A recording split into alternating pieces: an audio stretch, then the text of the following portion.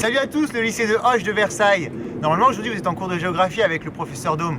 Vous allez voir, c'est une journée un peu particulière. Pourquoi? Nous allons parler de l'eau aujourd'hui. Comme vous le savez, la majorité de l'eau sur Terre est salée. Ce sont les mers et les océans. Mais le reste de l'eau est-elle de l'eau douce? Bien sûr qu'elle est douce, mais elle n'est pas accessible à tous. 2,5% de cette eau est piégée en l'Antarctique et le Groenland. Mais où se cache l'eau accessible? L'eau douce se situe dans les rivières et les nappes souterraines. Elle ne représente que 0,7% du stock mondial, ce qui n'est pas suffisant pour l'ensemble de la population. Mais si, justement, cette quantité est suffisante pour couvrir les besoins humains et préserver les écosystèmes. Mais ne diminue-t-elle pas avec la population qui augmente? Nous sommes quand même 7 milliards. Mais non!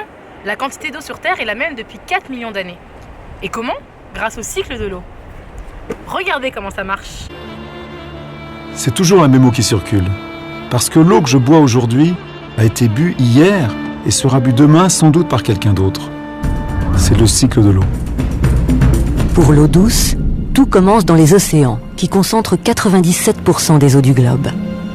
Sous l'action des rayons du soleil, une mince pellicule d'eau s'évapore, laissant le sel à la mer. Elle commence alors son long voyage dans les airs, sous forme de vapeur d'eau, puis se condense en nuages. Lorsque les micro-gouttes qui composent les nuages ont un diamètre suffisant, elles se transforment en pluie ou en neige.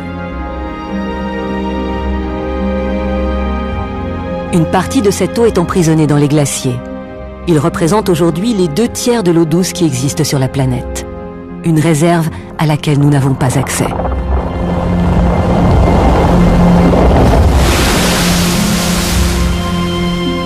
L'eau liquide, elle, trace son chemin vers les océans.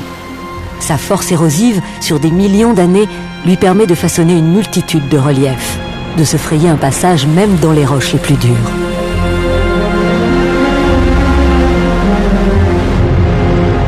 Une partie de l'eau qui coule sur la Terre plonge sous la surface.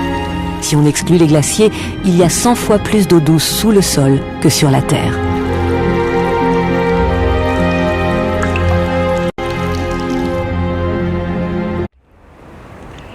Du coup, l'eau se régénère et se renouvelle. Toute la planète devrait avoir accès à cette eau. Pourquoi y a-t-il tant de disparités?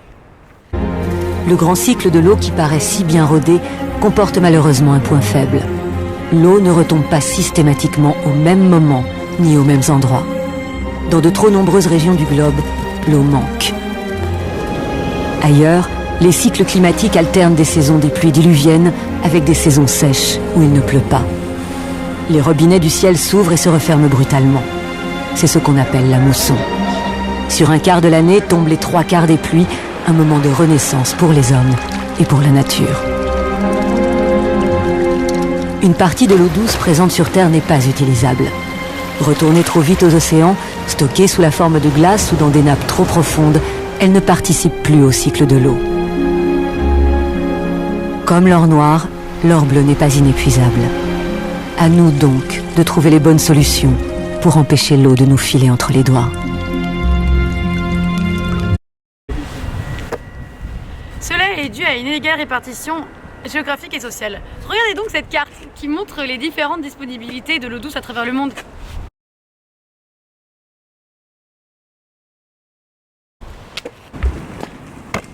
En effet, qui dit eau douce ne dit pas forcément eau potable.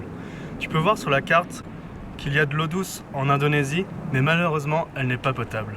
En effet, 40% de la population n'a pas accès à l'eau. Mais il y a des ONG qui militent pour ce droit universel d'accès à l'eau potable. Et ce travail commence aujourd'hui avec vous.